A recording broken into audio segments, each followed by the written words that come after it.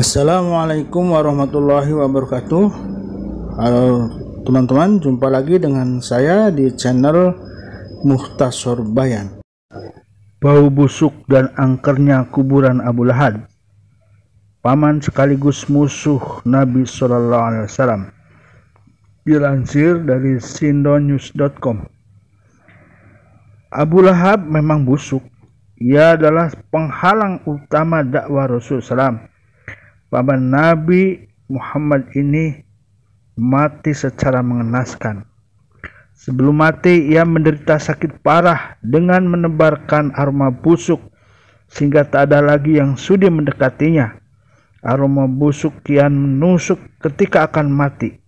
Berhari-hari mayatnya tak dikubur karena tak ada yang tahan dengan baunya.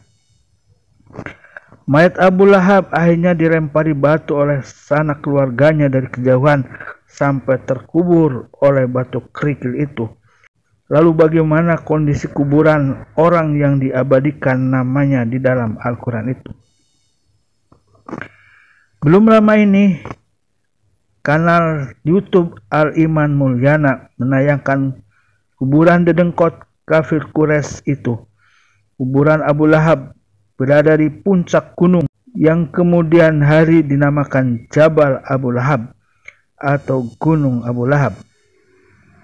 Gunung yang menyimpan jasa Abu Lahab ini tidak jauh dari Masjidil Haram, sekitar 3-4 km dari atas gunung yang sudah diratakan, dan di kelilingnya banyak berdiri bangunan itu terlihat kesibukan kota. Mobil lalu lalang dan gedung-gedung yang berjajar. Abu Lahab cukup kaya.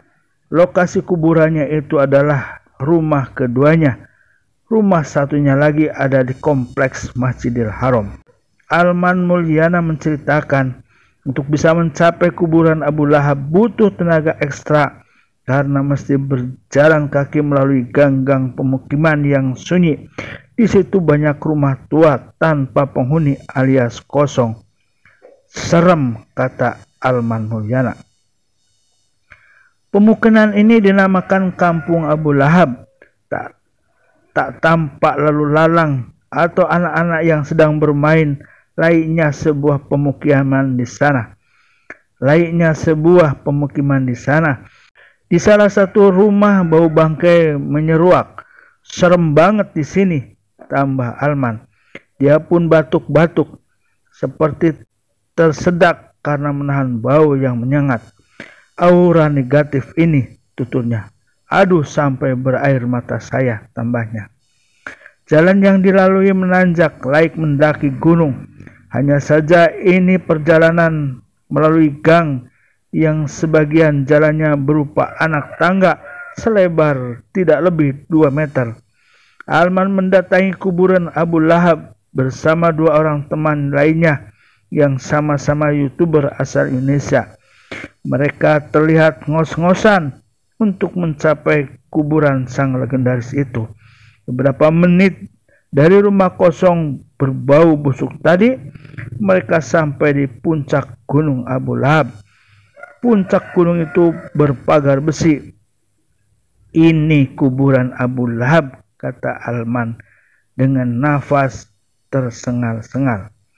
Jangan berpikir bahwa kuburan itu layaknya kuburan di Indonesia yang banyak nisan dengan tulisan penghuninya. Tidak, ini adalah tanah kosong berbatu. Ada cekungan di puncak gunung, dan cekungan itulah yang diperkirakan menyimpan jasad Abu Lahab bersama istrinya. Tak ada tanda sedikit pun yang menggambarkan bahwa itu adalah kuburan. Tentang bau busuk itu mengingatkan kita akan kematian Abu Lahab yang tragis.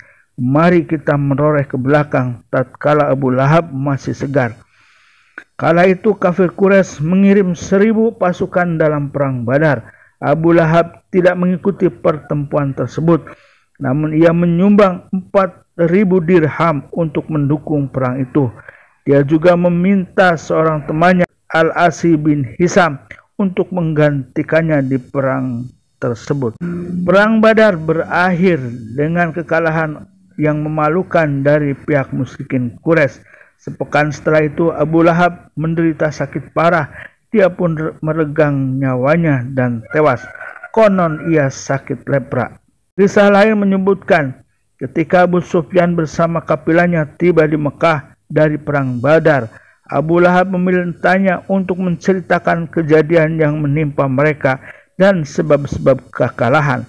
Ketika Abu Sufyan bercerita, ada seorang sahaya yang hadir dekat mereka yang selama ini menyembunyikan keislamannya, merasa bagi mendengar kisahnya yang disampaikan Abu Sufyan sehingga keislamannya terbongkar. Tiba-tiba Abu Lahab bangkit dan menerjang serta menghajar hamba saya tersebut. Tidak disangka dari arah lain, saudara ipar Abu Lahab dan istri Abbas yang juga di sana, Ummu Al-Fad, yang diam-diam juga telah memeluk Islam, menghantamkan tiang tenda ke atas kepala Abu Lahab sekerasnya hingga berlumuran darah. Luka tersebut menyebabkan infeksi yang akhirnya menyebar ke seluruh tubuh Abu Lahab hingga sampai akhirnya mati. Jasad diabaikan oleh orang-orang selama 3 hari berturut-turut. Bau busuk menyeruak. Para tetangga memutuskan untuk menggali sebuah lubang besar dan memasukkannya mayat Abu Lahab ke dalam bok kayu dan memasukkan peti kayu dan isinya ke dalam lubang tersebut. Dan jangan lupa like, comment, share, serta subscribe. Assalamualaikum warahmatullahi wabarakatuh.